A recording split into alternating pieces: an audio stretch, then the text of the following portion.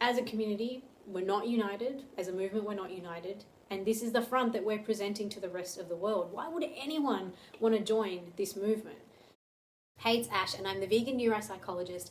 And this video is a little bit spontaneous and off the cuff. I want to talk about the future of the vegan community. So if you like hearing about psychology as it relates to veganism and mental health and personal development and other things, then please hit the subscribe button below. So the future is vegan. The Huffington Post said so a few weeks ago. There's no surprise, is it? More and more people are interested in veganism. More and more people are learning about what it is, and they're starting to embrace some ideas of veganism, even if they're not completely going vegan. And whether or not everybody embraces veganism voluntarily or it's thrust upon the community because the cost of animal products becomes astronomically high due to its unsustainability, I do think that the future is vegan. Now, my preference would be that everybody goes vegan right now, like that. I know that's not going to happen. So the question then becomes, how can we expedite that process? How can we help everybody make the transition to veganism? As a community, we have an image, and that image is what the rest of the world is seeing and making a decision on whether they want to be vegan or not. I think our community has a terrible image. Why is it that vegans have this image of being hateful, being vindictive, being malicious, being judgmental, being narcissistic, being egomaniacs? Where does that all come from?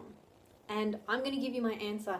I think it's because we're all still tremendously angry, and we got a lot to be angry about. Okay, I get that. The world treats animals in a just horrendous, terrible way. There's cruelty that happens in this world that I can't even comprehend. We have a reason, we have a right to be angry.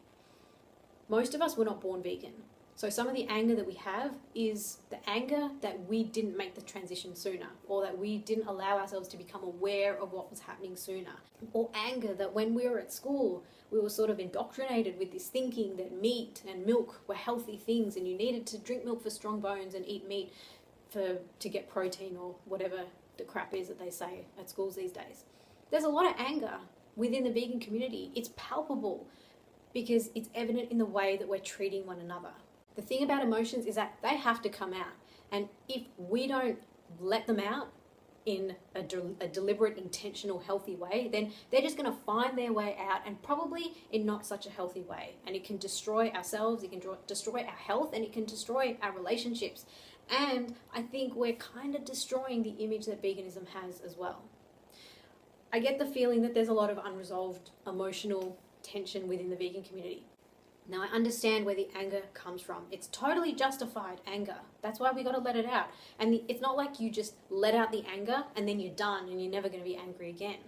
Each reminder that we have of animal suffering is another opportunity where we might get angry. It's important that we have the emotional intelligence to be able to deal with our own feelings. The point of this video is not to criticize my fellow vegans. It's actually because I want to share a possible vision for the future, for the vegan community, so that we become a more united movement.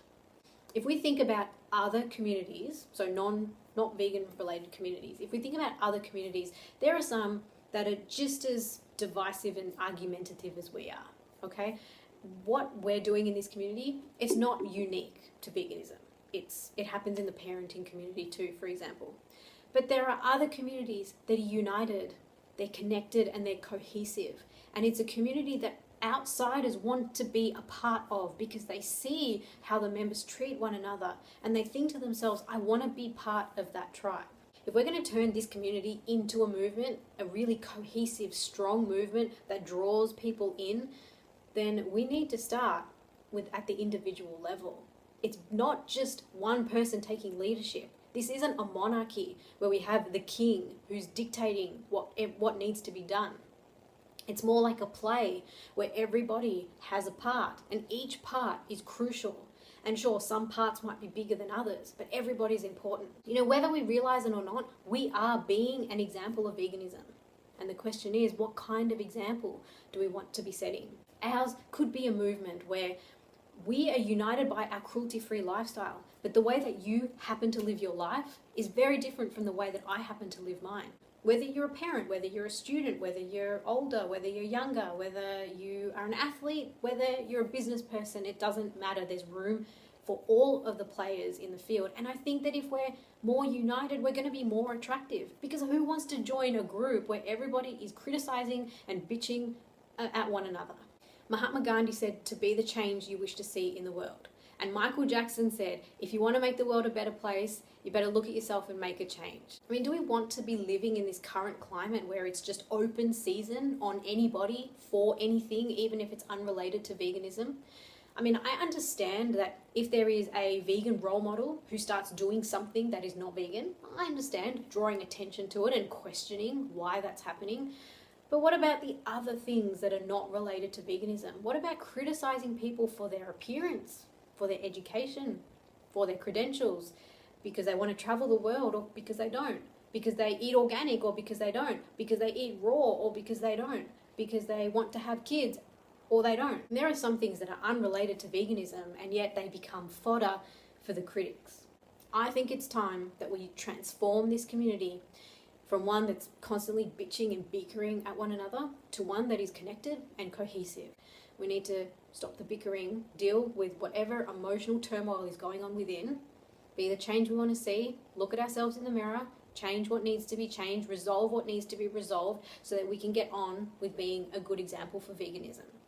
At the core of this movement is veganism, and I think of it as being like maybe like a circle here, and everybody is just moving towards that circle from different directions, and some people are closer than others, and at some point, yes, we become vegan because we've stopped consuming animal products and we've stopped supporting animal exploitation.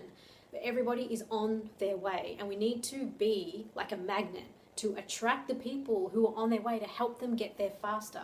I'm going to wrap it up here. Let me know your thoughts, because if you agree that looking within and resolving what's within is what's going to help this vegan community, and if you have questions about how to do that, leave them below, because I'm happy to share. I'm a psychologist. This is what I do. I'm an open book for anything psychology related. So leave me a comment, leave me a question, give this video a like if you liked it, hit the subscribe button. Thank you so much for watching, and I'll see you in the next video.